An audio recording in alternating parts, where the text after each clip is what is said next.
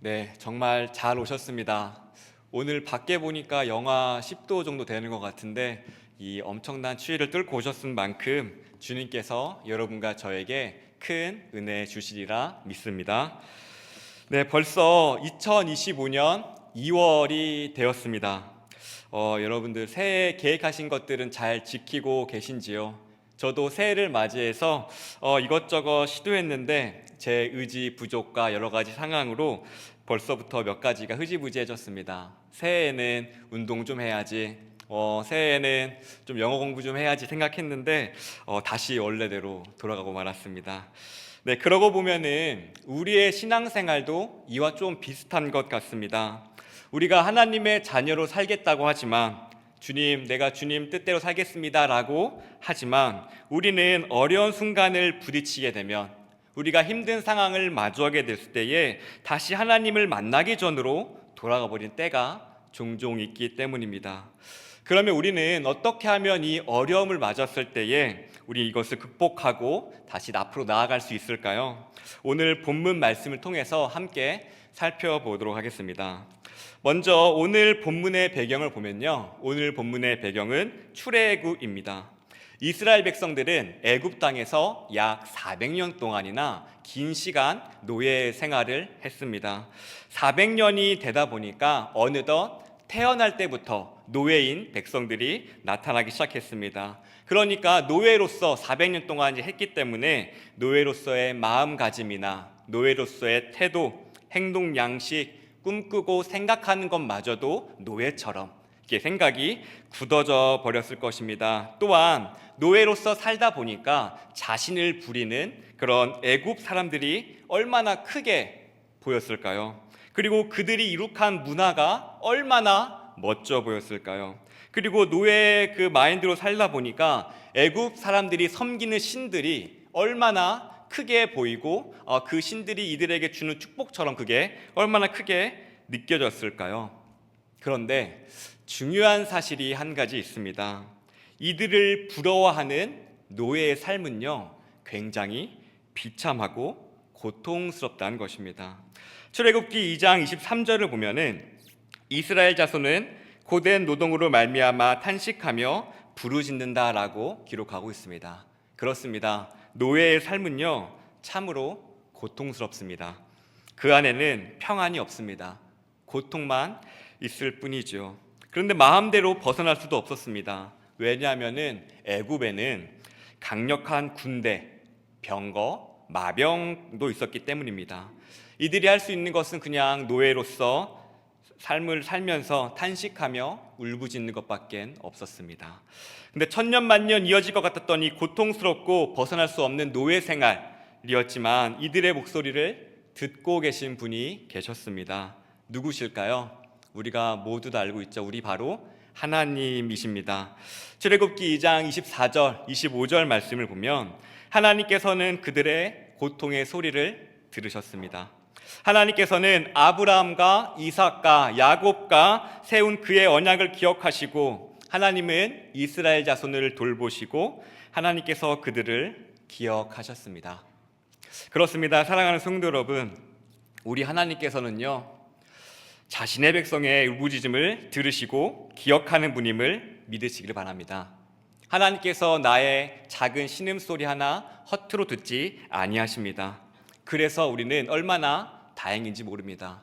하나님께서 나의 소리, 나의 신음소리, 내가 작은 말 하나하나 듣기 때문입니다. 그리하여서 오늘 밤 우리가 주님께 부르짖을 때에 그 기도를 들으시는 하나님을 경험할 수 있는 여러분과 제가 되길 진심으로 소원합니다. 하나님께서는 이스라엘 백성의 울부짖음을 들으셨습니다. 하나님께서는 부르짖는 이들을 위하여서 이미 준비하신 모세를 부르셨고요. 그리고 모세를 통하여서 이스라엘 백성을 노예의 삶에서 해방시키십니다. 근데 하나님께서 이 해방시키는 과정 가운데에 하신 말씀이 있습니다. 그 말씀은 무엇이냐면 내가 여호와인 줄 알리라, 내가 영광을 받으리라, 이 말씀을 곁들이셨습니다. 이 지점이 우리의 신앙생활 가운데서 시사하는 바가 있는데요. 간단하게 말하면 우리의 신앙의 여정은 내가 잘되고 내가 높아지고 하는 게 아니라 바로 나를 통하여서 여호와인 줄 알게 하는 것, 나를 통하여서 하나님께서 영광받는 것이심을 믿으시기 바랍니다. 그걸 보기 위해서 오늘 본문을 살펴보면요, 하나님께서는 애굽 땅에 10가지 재앙을 내려서 애굽이 자랑하는 그 10가지 신이 있었거든요. 근데 그 10가지 신들을 10가지 재앙으로 하면서 그 신들을 무력화하셨습니다. 동시에 니들이 섬기는 10가지 신보다 자신이 얼마나 크신지 하나님께서는 그것을 증명하셨죠. 예를 들어서 애굽에서 개구리 신을 섬기는데 하나님께서는 10재앙 중에 하나인 개구리 재앙을 통하여서 너가 섬기는 그 신마저 내 손 안에 있고 하면서 하나님의 위대하심을 드러내신 것입니다. 그러니까 이 10가지 재앙 사건은 애굽에게는 재앙이었지만 이스라엘 백성에게와 그리고 애굽 백성들에게는 애굽의 거짓 신들보다 하나님이 얼마나 크신 분인지, 하나님이 얼마나 능력을 갖고 계신 분인지를 각인시키는 시간이었습니다. 그렇게 주님께서는 이러한 10가지 재앙을 통하여서 자신이 홀로 높임을 받으시는 것을 우리는 볼 수 있습니다. 우리의 신앙도 이와 마찬가지입니다. 하나님께서는 우리가 생각할 때에 하나님보다 크게 여겼던 것들, 이거 없으면 안 될 것 같은데, 하나님 이것만은 안 될 것 같은데요 하는 것들을 하나씩 꺾어 가십니다. 그리고 끝내는 그것들보다 내가 더 큰 하나님입니다. 내가 너 그거 안 되면은 나는 죽을 것 같은데 생각했지만 하나님께서는 그것 하나하나 꺾어 가시면서 너가 가장 붙들어야 될 것, 너가 가장 소중히 가져야 될 것은 바로 나 여호와라는 것을 알게 하신다는 것입니다. 이것을 기억하시길 바랍니다. 그렇게 이스라엘 자손은 10가지 재앙을 통하여서 하나님의 위대하심을 보고 하나님의 영광을 보고 이제 마주하면서 애굽 땅을 떠나게 됩니다. 그런데 변수가 한 가지 생겼습니다. 무슨 변수가 생겼냐면은 애굽 왕의 마음이 변하여서 다시 이스라엘 자손들을 쫓기 시작하는 것이었습니다. 애굽 왕은 그들의 자랑인 무엇을 끌고 왔냐면 병거와 마병, 군대를 데리고 이스라엘 백성들을 급속하게 쫓기 시작했습니다. 애굽이 10재앙으로 다 망한 줄 알았는데 그들이 그나마 믿었던 그러한 병거와 마병과 군사들을 데리고 쫓아온 것입니다. 이것은 이스라엘 백성들이 굉장히 두려워했던 것들 중에 하나였습니다. 하지만 이마저도 마병과 군대 이스라엘 백성들을 두렵게 여기는 이것마저도 하나님의 위대함을 알리는 도구에 불과했습니다. 출애굽기 14장 4절 말씀을 보면요, 내가 바로의 마음을 완악하게 한즉 바로가 그들의 뒤를 따르니니 내가 그와 그의 온 군대로 말미암아 영광을 얻어 애굽 사람들이 나를 여호와인 줄 알게 하리라. 그렇습니다. 하나님께서는요, 이스라엘 백성들이 노예로 살면서 그토록 두려워했던 것, 애굽의 거짓 신들 그리고 애굽의 군대들 얼마나 두려워했을까요? 자신을 억압했기 때문에. 근데 그들을 통하여서 하나님께서는 무엇을 드러내기 원하시냐면 내가 그들보다 더 강해, 그것들은 다 거짓된 신들이야, 너가 두려워했던 것들 내 앞에서는 아무것도 아니야 라는 것을 증명하고자 하신다는 것입니다. 그렇습니다. 사랑하는 성도 여러분, 우리가 하나님이 계신데, 살아계신 하나님이 계신데 우리가 무엇을 두려워할 게 있겠습니까? 만물을 다스리시고 지키시는 분이 계신데 무엇을 우리가 두려워할 수 있겠습니까? 그런데 말이요, 그런데 현실은 참 쉽지가 않습니다. 우리가 가끔씩 청구서 날라올 때나 아니면 우리의 미래를 걱정할 때나 갑작스러운 질병과 어려움을 마주하게 될 때 이걸 믿음으로 대응하는 것은 참 쉽지가 않은 것이 사실입니다. 이스라엘 백성들도 그랬던 것 같습니다. 오늘 본문 10절 말씀입니다. 바로가 가까이 올 때에 이스라엘 자손이 눈을 들어본즉 애굽 사람들이 자기들 뒤에 이른지라 이스라엘 자손이 심히 두려워하여 여호와께 부르짖고. 바로가 군대를 이끌고 가까이 쫓아왔습니다.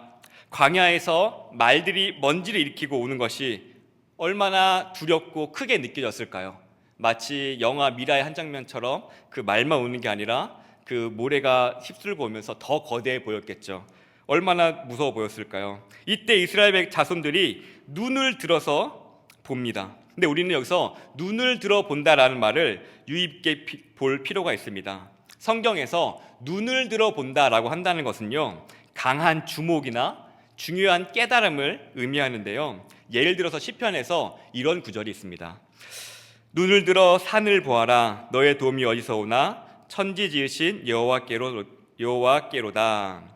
여기서도 눈을 들어본다라고 하면서 하나님의 도움이 온다라는 것을 강조한 표현이 바로 이 눈을 들어라는 표현이에요. 그런데 이스라엘 자손이 눈을 들어서 무엇을 보냐면 자기들 뒤에 쫓아오고 있는 애굽 사람들을 봅니다. 이 표현은 지금까지 열장을 통하여서 인도해 주신 하나님을 바라보는 것보다 현실의 문제에만 집중했다는 것을 의미하는 것입니다. 우리는 이 지점을 보고 이스라엘 자손들을 욕할 수도 있습니다. 아니, 하나님께서 열장을 일으켜서 너희를 탈출시키셨는데 그러면 믿을 만도 한데 왜 이제 와서 또 믿음이 무너지느냐고요.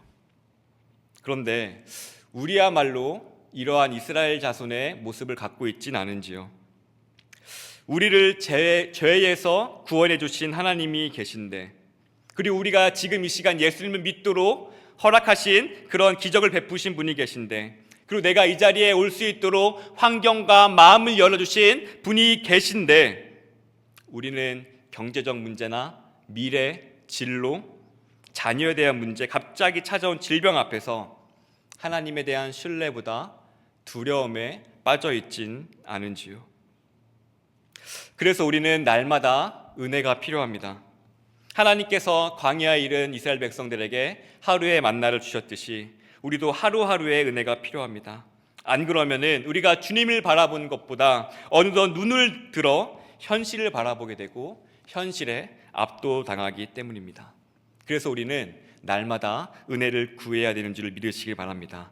그리하여 오늘 밤 부르짖을 때에 그 은혜를 얻고 힘을 낼 수 있는 여러분과 제가 되기를 진심으로 소원합니다. 이어서 보면은 다가오는 바로의 군대를 보니 눈을 들어서 현실을 봤어요, 이스라엘 백성들이. 그러면 그 반응은 어떠했을까요? 그 반응은 뭐라고 나와 있냐면 심히 두려워합니다. 이것은 극단적인 감정 상태를 뜻해요. 평온하지가 않아요. 하나님은 온데간데 없고 현실적인 두려움에 사로잡힌 상태인 거예요. 그럼 이때에 제대로 된 기도가 나올까요? 물론 10절에 여호와께 부르짖었다라고 이야기하고 있지만 그 내용은 원망과 불평입니다. 왜냐하면 오늘 본문 11절, 12절을 보면요, 모세에게 다음과 같이 불평하고 있어요. 모세에게 이르되 장지가 없어서 우리를 광야에서 죽게 하느냐? 어찌하여 애굽에서 우리를 이끌어내어서 죽게 하느냐? 우리가 애굽을 섬길 것이라 하지 않았냐? 애굽 사람들을 섬기는 것이 광야에서 죽는 것보다 더 낫다. 이런 말도 안 되는 말을 하는 것입니다. 근데 우리가요, 두려움에 사로잡혀 있으면, 우리가 마음이 무너져 내려져 있으면은 우리가 주님께 기도한다고 하지만 그 가운데는 불평과 불만밖에 없어요. 믿음은 온데간데 없고 지금까지 이끌어주신 하나님은 온데간데 없고 현실적인 계산만 남아요. 지금까지 인도해 주신 하나님 기억나지 않고 열재앙을 일으키신 그 하나님의 영광은 어디론가 사라져버리고 그토록 자신이 탄식하면서 울부짖었던 그 시절이 낫다고 말하는 말도 안 되는 상황까지 가게 되는 거예요. 두려움에 사로잡히면, 현실에 압도당하면요. 그게 우리의 모습이기도 합니다. 모든 위기가 다 끝난 것 같았는데 갑작스럽게 위기가 찾아오면은 나를 지키신다고 하는 하나님보다 눈을 들어서 현실을 바라보게 돼요. 갑작스러운 질병과 사고, 관계 어려움은 하나님의 약속보다 현실을 눈을 들어보게 만들고 원망과 불평에 기초한 현실적인 계산만 남게 만들어버려요. 그냥 이렇게 할 걸, 이렇게 되었더라면 어땠을까? 다시 하나님이 없는 그 시절로 돌아가 버리게 되는 거예요. 엘리야도 그랬죠. 갈멜산에서 엄청난 승리를 거뒀지만 이제 끝났지라 하고 생각했었지만 갑작스레 이세벨에 너를 죽게 할 거라는 그 협박 받으니까 무너진 것처럼요. 우리 안에 있는 죄성과 약함이 이렇게 만드는 것입니다. 그럼 우리는 어떻게 해야 될까요? 우리는 이 두려움과 어려움을 어떻게 극복해낼 수 있을까요? 13절입니다. 모세가 백성에게 이르되 너희는 두려워하지 말고 가만히 서서 여호와께서 오늘 너희를 위하여 행하시는 구원을 보라. 너희가 오늘 본 애굽 사람을 영원히 다시 보지 아니하리라. 아멘. 여기서 두려워하지 말라라는 것은 무엇이냐면 절대로 어떠한 상황이라도 두려워하지 말라는 강한 명령입니다. 두려워하지 않을래라는 권유가 아니라 강한 명령이에요. 성경에서 두려워하지 말라라고 여러 번 나오는데요, 성경에서 말하는 두려워하지 말라라는 뜻은 하나님을 신뢰하라는 뜻과 일맥상통합니다. 왜냐하면 우리가 두려워하지 않을 이유가 바로 우리 하나님이기 때문이에요. 그렇기 때문에 사랑하는 성도 여러분, 절대로 두려워하지 마시기 바랍니다. 이건 권유가 아니라 하나님의 강한 명령입니다. 두려워하지 말라라는 하나님의 그 말씀에 순종하는 저 여러분 되기를 바랍니다. 어떠한 상황이 온다 할지라도 하나님께서 우리와 함께 하십니다. 그리고 우리는 이미 말도 안 되는 기적을 경험하고 있습니다. 그게 무엇이죠? 우리가 예수 그리스도를 믿고 있다는 것. 이것 자체가 얼마나 놀라운 기적입니까? 그리고 우리가 이 자리에 주님의 말씀을 간구하고자, 우리가 주님께 부르짖고자 이 자리에 나와 있는 것, 이 추위를 뚫고 이 자리에 앉아 있는 것, 얼마나 놀라운 기적입니까? 하나님께서 모세를 통하여서 출애굽시키신 것처럼 하나님께서 우리를 예수 그리스도로 말미암아 죄에서 구원하시고 믿음으로 우리가 하나님의 자녀가 되고 또한 자녀로서 이 자리에 나와 있는 것, 이것 자체가 기적입니다. 사실 이게 10재앙보다 더한 놀라운 기적이에요. 10가지 재앙은 하나님의 말씀이면 되었지만 우리의 구원은요, 무려 예수님께서 우리를 위하여서 죽으신 것입니다. 우리는 어떻게 보면 구약에 있는 그 10가지 재앙에 있는 기적에 서 있는 이스라엘 백성보다 더 큰 기적 위에 우리는 서 있는 거예요. 그 기적을 행하신 하나님께서 말씀하십니다. 절대로 두려워하지 말라. 그러니 절대로 두려워하지 마시기 바랍니다. 그러면 두려워하지 않는 것의 특징은 무엇일까요? 모세는 이어서 바로 말씀했습니다. 가만히 서서. 가만히 서서. 이것은 단순히 수동적으로 가만히 서 있으라는 그런 얘기가 아닙니다. 이 가만히 서서라는 것은 어떠한 의미를 가지고 있냐면 자신을 굳게 세우다, 확고히 하다라는 뜻으로 흔들리지 말고 확고히 하라 자신을, 그 의미를 가지고 있는 것입니다. 이스라엘 백성들은 다가오는 애굽 군대들을 보면서 두려움에 사로잡혔어요. 근데 가만히 서서라고 얘기한 것은 무엇이냐면 애굽 군대들이 다가오는 그것을 회피하라는 게 아니고 피하라는 게 아닙니다. 마주하라는 거예요. 가만히 서서라는 것은 그 두려움과 직면하라는 거예요. 하나님께서 말씀하시는 것은 너가 다가오는 두려움의 군원을 목도하되 그것에 사로잡히지 않고 하나님의 구원을 믿음으로 말미암아 담대하게 거기에 직면하라는 거예요. 다가오는 두려움보다 크신 하나님을 믿으라는 겁니다. 하박국 2장 4절 말씀은요, 오직 의인은 믿음으로 말미암아 살리라고 말씀하고 있어요. 이 말씀은요, 단순히 믿기만 하면 삶이 풀린다는 의미가 아닙니다. 여기서 믿음은요, 신실함, 견고하게 서 있음이라는 뜻을 포함합니다. 때문에 이 믿음이라는 것은 단순히 일회성 감정이 아니라 그냥 나태하게 서 있는 게 아니라 아무것도 하지 말라는 게 아니라 이 믿음이라는 것은 견디고 버티는 신뢰의 행위입니다. 이거는 사라지는 대로 사는 게 아니라 믿음으로 산다는 것은 가만히 서서 버티라고 한다는 것은 살아내는 거예요. 어려움을 직면하는 동시에 하나님을 의지하라는 것입니다. 그 어려움을 직면하면서 하나님의 크심을 보라는 거예요. 그 두려움을 직면하면서 하나님의 크심을 기억하면서 쓰라는 거예요. 내가 아무리 다리가 후들거려도, 내일 일이 보이지 않아도, 답이 없는 것 같아도 담대히 서는 거예요. 하나님을 믿음으로 말입니다. 사랑하는 성도 여러분, 우리의 삶 가운데서도 두려움의 순간은 반드시 찾아옵니다. 이미 겪고 계신 분들도 있으리라 생각됩니다. 그러나 주님께서 말씀하십니다. 아니요, 명령하십니다. 두려워하지 말라. 가만히 서라. 그것을 직면하라고요. 내가 너와 함께 한다고요. 그것에 압도되지 아니하고 가만히 서서 마음을 견고히 하여 하나님의 구원을 기대하라고 합니다. 때문에 우리가 이 기도의 자리에 우리의 두려움을 하나님께 내려놓고 그 두려움과 직면하면서 하나님을 믿는 믿음으로 그 두려움 직면할 수 있는 저 여러분 되기를 진심으로 소원합니다. 이어지는 말씀을 보면 또 이렇게 말씀하고 계세요. 뭐라고 말씀하냐면 오늘 본 애굽 사람을 다시는 보지 아니하리라. 여호와께서 너희를 위하여 싸우실 것이다. 그렇습니다.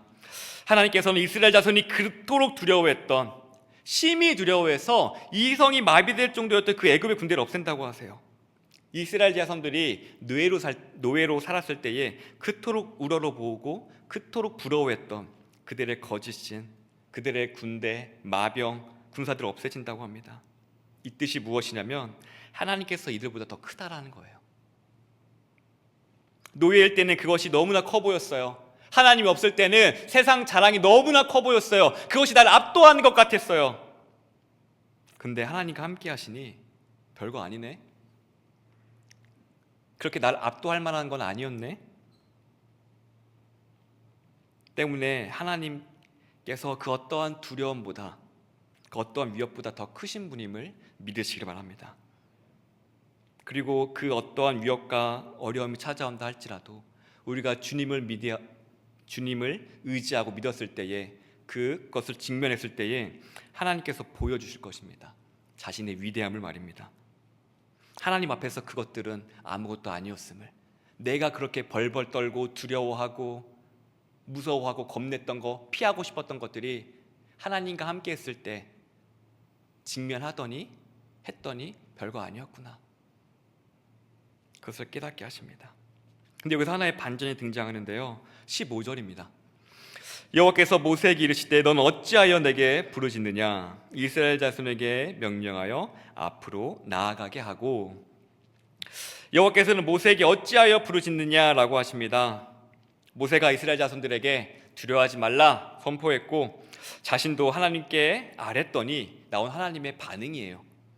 근데 먼저 모세가 부르짖었다고 하는데 먼저 이 부르짖음에 대해서 잠깐 얘기하고자 합니다. 여기서 나온 부르짖음은 무엇이냐면 단순한 기도가 아니라 절박한 기도, 긴급한 간구를 뜻합니다. 즉 이것은 모세가 백성들에게 너 두려워하지 말아라 얘기했고 가만히 있었던 것이 아니라 그와 동시에 하나님한테 긴급하게 기도했다라는 것을 볼 수 있습니다. 그렇습니다. 모세라고 그게 안 두려웠을까요? 모세라도 두려웠겠죠. 근데 그 두려움을 이기는 방법은 무엇이었냐면은 하나님을 신뢰하는 거예요. 그럼 하나님을 신뢰하는 방법이 무엇이냐? 하나님께 기도로 나아가는 것입니다. 때문에 오늘 우리가 두려움에 떨고 있는 것이 있다면 하나님께 기도로 나아가서 그 두려움을 직면하고 이겨내는 저 여러분 되기를 진심으로 소원합니다. 이어서 보면 하나님께서 말씀하십니다. 넌 어찌하여 내게 부르짖느냐. 이 말씀이 조금 의아하게 느껴질 수도 있습니다. 하나님의 백성이 기도하면 좋은 거 아닌가 생각이 들 수 있죠. 근데 이어서 보면 왜 그런지 이해가 됩니다. 15절 하반절부터 보면요, 너는 이스라엘 자손에게 명령하여 앞으로 나아가게 하고 지팡이를 들고 손을 바다 위로 내밀어 그것이 갈라지게 하라. 우리 하나님께서는 이미 홍해를 가를 계획을 갖고 계셨습니다. 그러니 이제 모세에게 촉구하시는 거예요. 너 이제 기도만 할 때가 아니라 행동할 때다. 이제 두려움을 직면했으니까 기도만 하는 게 아니라 부르짖는 게 아니라 이제 그 믿음을 행동으로 옮길 때라고 말씀하고 계신 것입니다. 그러니까 어찌하여 부르짖느냐라고 하는 것은 이미 응답했으니까 이제는 행동해야지라고 말씀하시는 것입니다. 하나님께서 우리에게 기도와 함께 믿음으로 순종한 행동을 요구하는 것입니다. 그렇습니다. 사랑하는 성도 여러분, 하나님 우리가 진짜 믿는다고 한다는 것은요, 기도만 하는 게 아니에요. 이 기도가 순종으로 이어지고 행동으로 나아가는 것, 이게 바로 하나님을 온전하게 믿는 것입니다. 때문에 하나님 우리를 골방에만 두지 않습니다. 기도하게 하시고 마음을 담대케 하시고 또한 그 담대한 마음으로 행하게 하세요. 그게 바로 하나님을 온전하게 믿는 것입니다. 모세는 하나님의 명령을 받고 애굽을 떠나서 가나안 땅으로 들어가게 하는 출애굽의 사명을 받았습니다. 모세는 그 사명에 순종해서 어떻게든 앞으로 나아가야 되는 거예요. 물론 그 과정 가운데 어려움이 있을 수 있죠. 그래서 그 어려움을 기도로 맞서기도 하고 마음을 담대히 하고 그리고 앞으로 가야 됩니다. 마찬가지로 우리도 주님의 부르심을 받았어요. 모세가 출애굽할 때처럼 그런 어려움이 우리에게 닥칠 거예요. 근데 그 순간에 두려움만 이기고 끝, 그게 아니라 우리는 하나님의 명령을 받아서 하나님께 순종하며 앞으로 나아가는 자들이에요. 앞으로 나아가야 돼요. 두려움만 이겨냈다고 끝이 아니에요. 하나님께 더 나아가야 되고 순종의 발걸음을 옮겨야 되고 하나님을 더 사랑하는 쪽으로 나아가야 돼요. 그게 바로 우리의 부르심의 목적입니다. 믿음의 길을, 신앙 길을 살아가야 된다는 거예요. 그리고 우리가 그렇게 하나하나 순종하며 나아갈 때에 우리는 알게 될 거예요. 아, 우리를 두렵게 할 것이 사실 별로 없었구나. 아예 없었구나. 하나님과 함께 했더니 내가 순종하기 전에는 이게 두려웠었는데 순종해 보니까 두렵지 않았네. 이게 나를 잡아먹을 줄 알았는데 순종하고 나아가니까 별거 아니었네. 이것을 배워가는 인생이 되는 거예요. 이스라엘 백성들이 배웠던 것처럼 우리도 그것을 배워가는 것입니다. 그렇습니다. 우리는 하나님의 부르심을 입은 인생이에요. 하나님의 자녀로 이 땅을 살아가도록 부르심을 받았습니다. 우리도 마찬가지일 거예요. 이스라엘 백성들이 두려워했던 것처럼 우리가 항상 무너졌던 것도 있을 것이고, 늘 무너져서 바뀌지 않아서 늘 제자리로 돌아가는 그런 지점들이 우리에게 있을 것입니다. 그러나 하나님께서는 말씀하세요. 두려워하지 말라고요. 그것이 네가 생각하는 것만큼 두렵지 않아. 그것이 너의 인생의 발목 잡은 것만큼 강력하지 않아 라고 말씀하십니다. 가만히 있어서 그 두려움에 맞서라고 하시는 거예요. 그런데 이것은 노예였던 이스라엘 백성들이 할 수 없었던 일이죠. 어떻게 자신을 평생 억압했던 그 두려움과 맞설 수 있을까요? 때문에 우리도 평생 그것과 패배해 왔었기 때문에 직면하지 못할 수도 있어요. 그래서 우리가 하나님께 아뢰야 되는 거예요. 아뢰야 되는 거예요. 믿는 구석이 있어야 담대할 수 있기 때문이에요. 그리고 그 담대해서가 끝이 아닙니다. 앞으로 나아가야 돼요.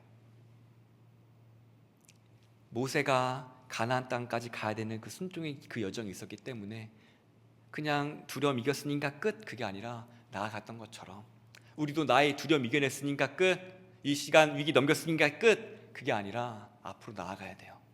순종의 발걸음을 떼야 돼요. 하나님께서 부르신 그 자리로 우리 나아가야 돼요. 그러면 하나님께서 행하시는 놀라운 일을 보게 될 텐데 무엇을 보게 되느냐? 18절을 보면 애굽 사람들이 나를 여호와인 줄 알리라. 31절을 보면 그 큰 능력을 보았으므로 백성이 여호와를 경외하며. 우리가 그 부르심에 맞춰서 순종할 때에 그 두려움을 직면하고 나아가면서 하나님 말씀에 순종했을 때에 우리는 하나님을 여호와인 줄을 만방에 알리게 되는 거예요. 동시에 우리는 두려움과 직면하면서 하나님의 일하시는 보는 거예요. 아, 홍해도 가르신 하나님 계셨지. 내 인생 이렇게 인도하신 하나님 계셨지. 나 이거 정말 두려웠었는데 이것마저도 행하신 하나님 보았지. 때문에 우리가 두려움이 찾아올 때 우리의 현실을 보는 것이 아니라 하나님의 약속을 보기 원합니다. 그 위대하신 하나님을 눈을 들어 보길 원합니다. 그리고 거기서 멈춰 있는 것이 아니라 담대하게 믿음의 발걸음을 앞으로 나아갈 수 있는 저와 여러분 되기를 진심으로 소원합니다. 그리했을 때에 눈이 열려서 보게 될 거예요. 하나님의 일하심을요. 기도하겠습니다.